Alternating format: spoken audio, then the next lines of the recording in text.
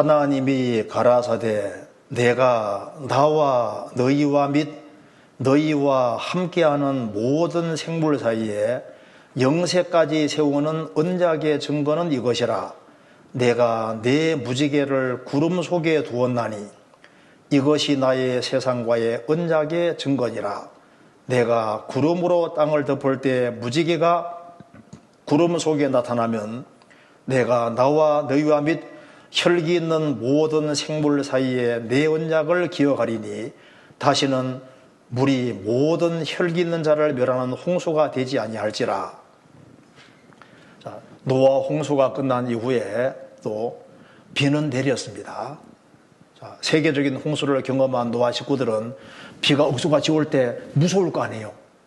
다시 홍수가 오면 어떡하나. 그런데 무지개가 구름 속에 다 나타나면은 안심이 되잖아요. 맞아, 하나님이 물로는 세계를 심판하지 않는다고 하셨지.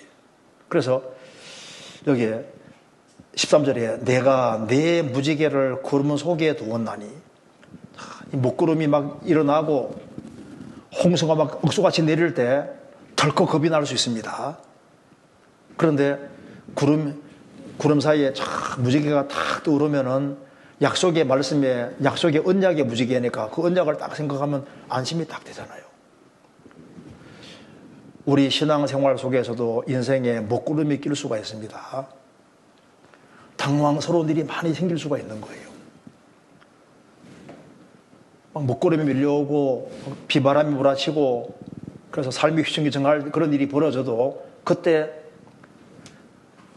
무지개가 딱 떠오르는 것처럼 하나님 말씀을 딱 떠올리면은 거기서 어려움과 역경 속에서도 안심이 되는 겁니다. 너무너무 힘든 상황이 생길 때 이건 정말 내가 감당하기 너무 힘들다. 그때 인생에 이제 먹구름이 끼는 거지 않습니까? 그때 성경 고린도전서 10장 13절에 사람이 감당할 시험밖에는 너희에게 당한 것이 없나니 오직 하나님은 미쁘사 너희가 감당치 못할 시험당함을 허락지 아니하시고 시험당할 점에 또한 피할 길을 내사 너희로 능히 감당하게 하셨느니라.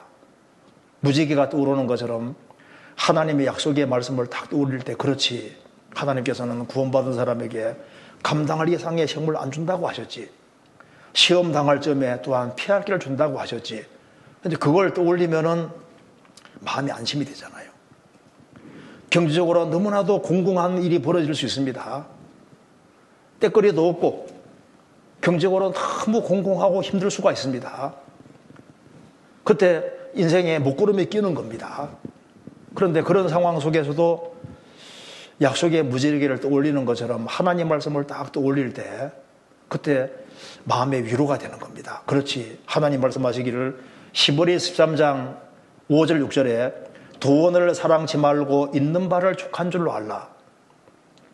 그가 친히 말씀하시기를 내가 과연 너희를 버리지 아니하고 과연 너희를 떠나지 아니리라 하셨느니라. 디모데전서 6장에서는 그러나 지족하는 마음이 있으면 경건이 큰 이익이 되느니라. 우리가 세상에서 아무것도 가지고 온 것이 없음에 또한 아무것도 가지고 가지 못하리니 우리가 먹을 것과 입을 것이 있은즉 족한 줄 알 것이라. 그렇죠. 먹을 것과 입을 것이 있으면 족한 줄 알라고 하셨지. 그 말씀을 떠올리면요, 그래도 먹을 것이 있잖아, 입을 것이 있잖아. 돈을 사랑치 말고 있는 바를 족한 줄 알라고 하셨지. 그거 다 믿을 수 있는 겁니다. 또 어떤 경우 이런 경우가 있습니다. 내가 참 봉사 같은 거 열심히 하는데 나는 막 참 봉사를 열심히 하는데 알아주는 사람 하나도 없는데 어떤 사람은 보면요, 일을 별로 안 하는데 막 이제 사람에게 존경받는 것처럼 보이고 구원받은 식구들에게 막 이렇게 되는 것처럼 보이는 경우도 있잖아요. 이제 그럴 때 약간 갈등이 생길 수도 있습니다. 그때 성경 마태복음 6장에 사람에게 보이려고 너희를 행치 않도록 주의하라. 은밀한 중에 보시는 너희 아버지가 보시리라. 그렇지, 하나님이 은밀한 중에 보신다고 하셨지. 우리가 신앙생활하는 속에서 억울한 소리 들을 수도 있습니다. 너무 분한 상황이 생길 수도 있잖아요. 그때 예수님의 십자가를 떠올리면은 다 참고 견딜 수가 있습니다. 그래서 이제 무지개를 떠올리는 것처럼 십자가를 떠올리고 주님이 고생한 걸 떠올리면 다 참고 견딜 수가 있습니다. 그렇잖아요. 그리고 사람들이 나를 무시하고 나를 왕따시키고 그럴 수도 있습니다. 그때도 하나님 말씀으로 다 돌아가서 약속의 무지개를 떠올리면은 사람은 나를 버릴지 몰라도 하나님은 안 버리시잖아요. 요셉이 억울한 누명 쓰고 감옥 들어가 있는데 다 잊었습니다. 술 맡은 관원장이 그 요셉을 도와줄 것처럼 얘기했는데 요셉을 잊었습니다. 그런데 하나님은 잊지 않았습니다. 하나님은 구원받은 사람을 항상 생각하고 계십니다. 나는 가난하고 궁핍하오나 주께서는 나를 생각하시오니. 그렇지, 주님은 나를 잊지 않고 생각하고 있는 겁니다. 요셉이 감옥 안에 보고 계시잖아요. 내가 가장 외롭게 될 때도 하나님은 보고 있습니다. 그 약속의 말씀을 딱 떠올릴 때, 그렇지, 주님은 보고 계시지, 주님은 다 아시지, 주님은 나를 생각하고 있다고 말입니다. 시편 40편입니다 17절. 나는 가난하고 궁핍하오나 주께서는 나를 생각하시오니 주는 나의 도움이시오 건지시는 자시라. 나의 하나님이여 지체하지 마소서. 나는 가난하고 궁핍하오나 주께서는 나를 생각하시오니. 다 잊어도 주님은 잊지 않고 주님은 생각하고 계십니다. 주님은 나를 생각하시오니. 때로는 어떤 사람은 참 아내에게 대접받지 못하거든요. 어떤 사람은 남편에게 대접받지 못하고 어떤 부모는 자식에게 전혀 대접받지도 못합니다. 애지중지 자식을 키워놓은 자식이 부모를 무시할 수도 있잖아요. 그 남편이나 아내 때문에 너무 속상할 수도 있고, 그래서 뭐 인생에서 너무너무 괴롭게 될 수도 있습니다. 가정생활 속에서 먹구름이 낄 수도 있잖아요. 그때도 하나님의 말씀을 떠올리고 하나님 말씀에 기대는 것이 그게 지혜로운 겁니다. 성경 고린도전서 7장 보시겠습니다. 29절. 형제들아 내가 이 말을 하노니 때가 단축하여 진고로 이후부터 안에 있는 자들은 없는 자 같이 하며 우는 자들은 울지 않는 자 같이 하며 기쁜 자들은 기쁘지 않는 자 같이 하며 매매하는 자들은 없는 자 같이 하며 세상 물건을 쓰는 자들은 다 쓰지 못하는 자 같이 하라. 이 세상의 형적은 지나감이니라. 형제들아 내가 이 말을 하노니 때가 단축하여진 고로 주님의 재림편에서 가까워졌다는 겁니다. 그래서 이후부터는 안에 있는 자들은 없는 자 같이 하며, 아내가 있든 없든 그것 때문에 마음이 흔들리지 마라 그 말입니다. 아내가 잘해주면 좋지만은 못해서도 할 수 없잖아요. 또 반대의 경우도 마찬가지입니다. 우리는 하나님 믿는 사람이기 때문에 하나님 믿는 사람으로서 도리를 다 하는 겁니다. 우는 자들은 울리지 않는 같이 하며, 슬픈 일이 있어도 너무 슬퍼하지도 말고, 세상적으로 기쁜 일이 있어도 너무 기뻐하지 말고, 매매하는 자들은 없는 자 같이 하며, 갑자기 돈이 많이 들어왔다 해서 너무 좋아할 것도 없고. 왜? 이 세상 형적은 지나갑니다. 잠깐인 겁니다. 잠깐. 그래서 누가 나를 괴롭히면 얼마나 오래 괴롭힐 수 있겠습니까? 주님도 고난 받으셨는데 고난 받지 뭐 그런 마음 가지고 있지 않습니까? 성경에 딱 근거해서 보면은 아무 문제가 또 아닐 수도 있는 겁니다. 또 어느 때는 거울 같은 거 보면, 거울을 보면은 참 이제 주름살이 생기기 시작하고 참 늙어가는 것이 서럽게 느껴질 때도 있습니다. 힘도 빠지고 없어지기도 하잖아요.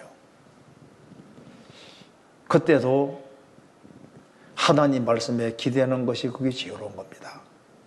나이가 들어간다고 주님 안에서 쓰임받지 못하는 게 아니거든요. 성경 10편 92편입니다. 14절. 늙어도 결실하며 진액이 풍족하고 빛이 청청하여 여호와의 정직하심을 나타내리로다. 여호와는 나의 바위시라 그에게는 불의가 없도다. 늙어도 결실하며 진액이 풍족하고 빛이 청청하여. 교회 안에서는 노인도 얼마나 중요한데요.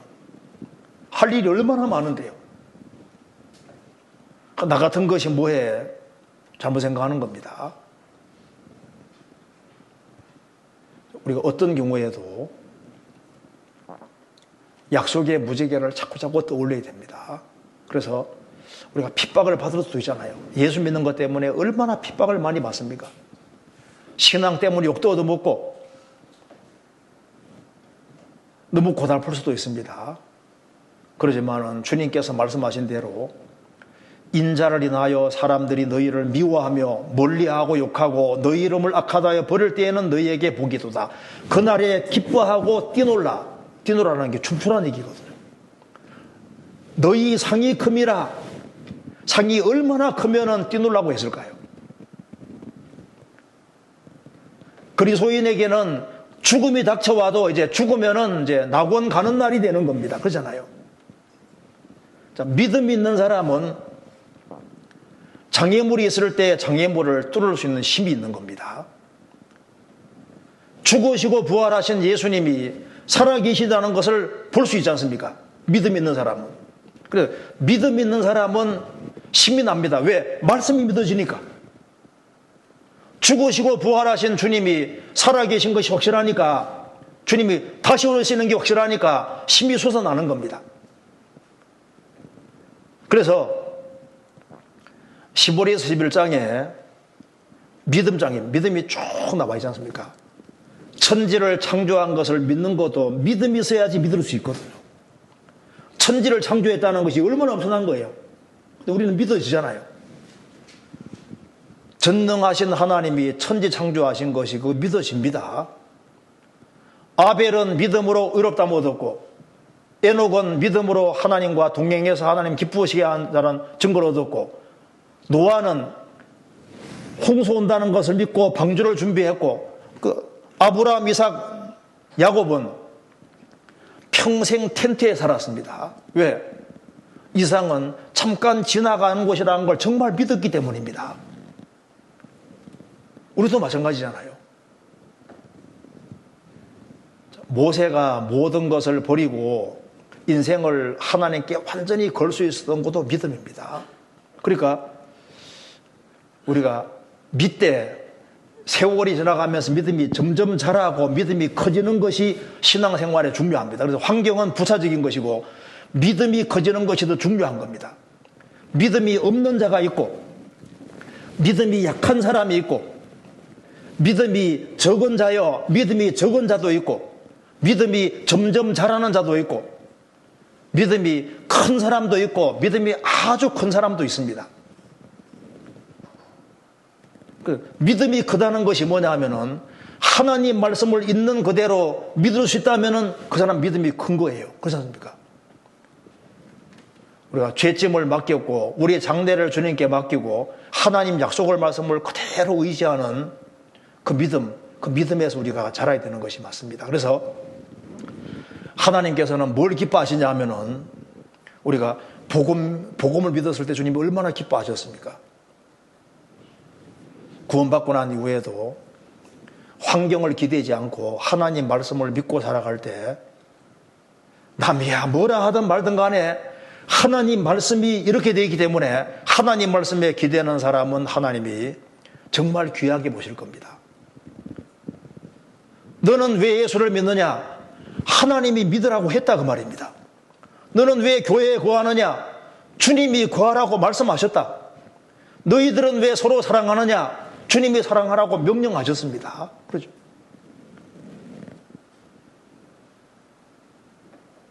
너는 왜 고리타분하게 이게 성경 그 오래된 책인데 왜 이걸 믿고 있냐?